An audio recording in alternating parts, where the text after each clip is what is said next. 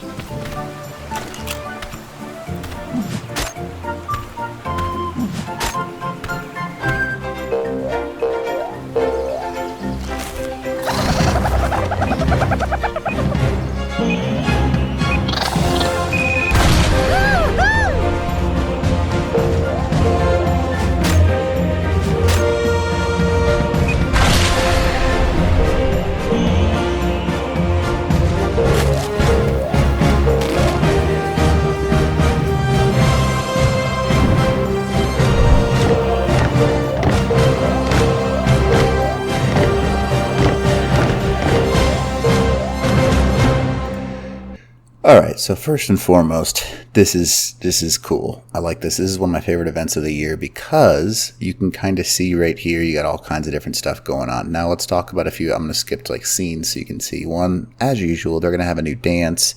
You've got some form of hat and clothing that you can also have with this, which is kind of neato. You got a new spear. You can see it. Let me see if I can show you guys. You get the new carrot spear. There's also lots of different things with this. You've got the C4 detonator and the skin for that, which is kind of cool. And of course, the most angering tame in the game, the Pego Mastax.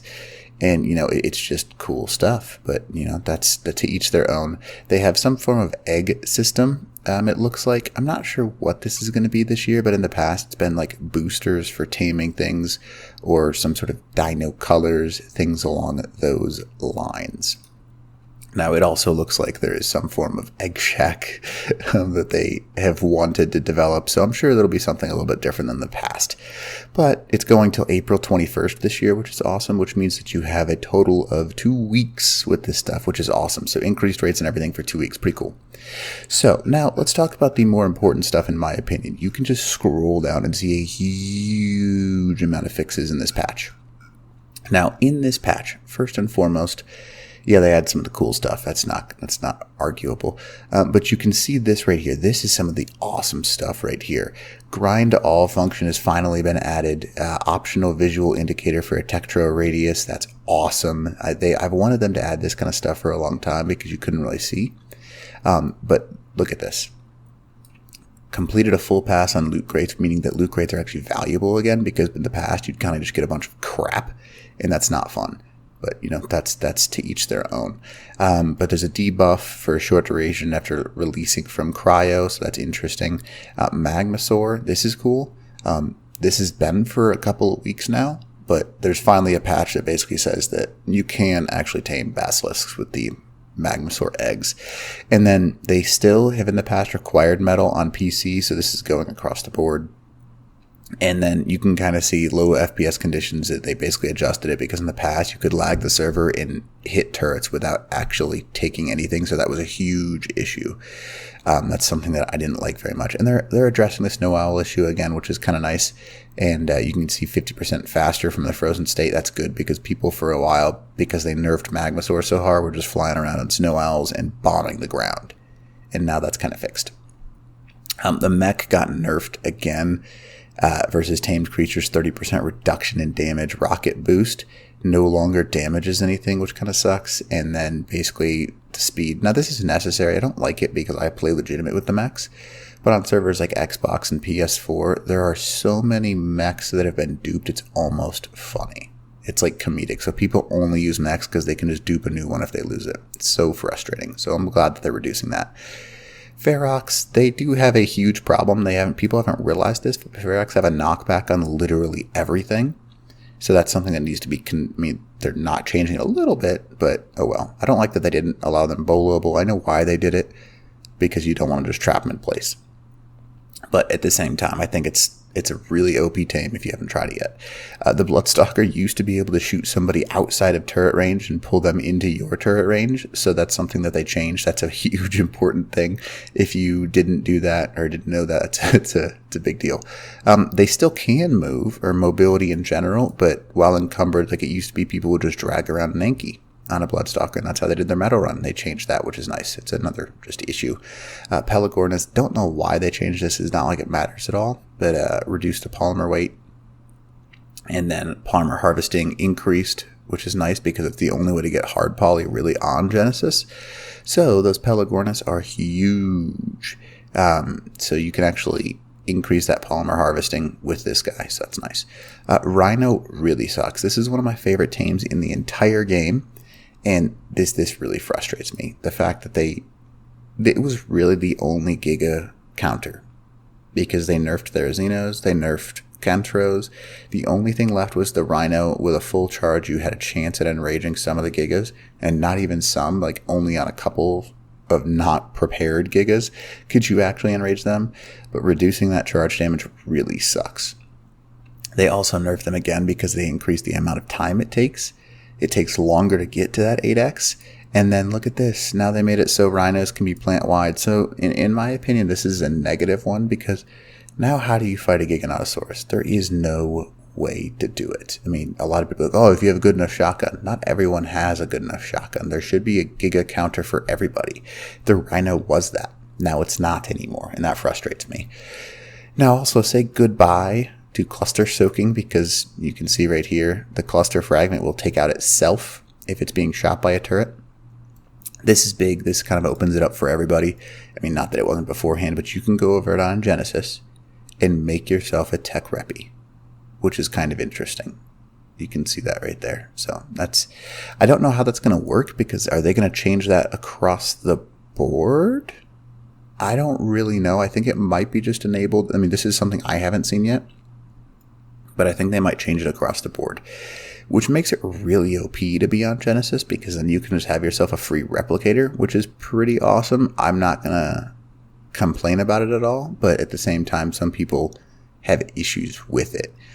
Tech suits, you can see that they actually capped a couple of things, because there was no cap on tech suits before, so they finally did that. 1500 is very, very high, by the way. And increasing, because it doesn't cost you any element to fix a tech suit. So some of these changes are actually really, really, really important. And you can see this. Bees opening a beehive, you can actually avoid that now, which is quite nice. HLNA, this is a huge one right here, because this was a huge, huge problem on official. HLNA will avoid turrets, non-allied players, and hostile dinos. That is a big, big change. I like that. It's a huge, huge thing. I really, really enjoy that. So keep that in mind. You can see that right here, leaderboards, all this kind of stuff. They're improving them. I love the missions concept. So when they make stuff like this a little bit better off, it makes me happy, because it's like, this is why I'm playing the game right now. Genesis is making it fun again, because missions kind of give you a little thing to do during the day. But that's on me. So I enjoy that. So you can also see during the VR boss fights when you've reached the limit. So that's kind of interesting. There's a couple of issues that they had, because you weren't sure when you had the most amount. And sometimes you'd be running around with too many of the little indicators, which kind of sucks, but well. But issues in navigation, what this means is I was having some of my dinos do like spin circles and stuff like that. I'm hoping that fixes that. And then look at this. So there was a while there where the schools of fish were just destroying rafts and motorboats. So you couldn't really tame turtles effectively, which really sucks. And then this makes me smile too. ichthyes can no longer steal cryopods because they were stealing people's tames and eating them. That was making me laugh so hard, but I had it happen to me a couple of times. But now they can't do that anymore. So that makes me laugh. So also, you can see this, no longer visible or rendered. Parasaurs can't do that. Reduced the cloning cost because it was something stupid to have a cloned giant turtle. I don't remember what it was, but it was crazy, crazy high. Gotchas won't consume this. This has been something people have been asking for a while because they were just eating all your soups that you would make and stuff like that. And mind wipes especially were a pain in the butt. Reaper tailspin attack while using the gamepad. Don't really know what that is. I think that's only for PS4, so it doesn't really matter. Insect swarms give kite instead of hide, which sucks for some people early game because insect swarms are a great way to give hide early game. And then damage and health. This is some very interesting stuff. I'm not going to go over all the bugs, but these are the last two I'll go into. Insect swarms by Beelzebufo, Bufo. Fire by increased amounts. Health of the insect swarms by 50% reduction. Tech claws damage against structures is gone. AoE damage of tech cruise missiles is reduced. And then boom. You can kind of see some of the things they changed here. But they reduced the number of spawns of insect swarms. Thank goodness. Rain insect swarm spawns. There's like a cooldown to reduce bat spawns in the main volcano and the volcano. In case you were curious, bats were literally everywhere. But anyways, they hit it. I really, really enjoy a lot of these changes, and I'm excited. So I think it's going to be the first time in a while that they've had a lot of huge changes, and there's more coming this year. So I'm excited. So anyways, go ahead and leave a comment below or like if you're enjoying this, and let me know how you feel. All right, Teach out.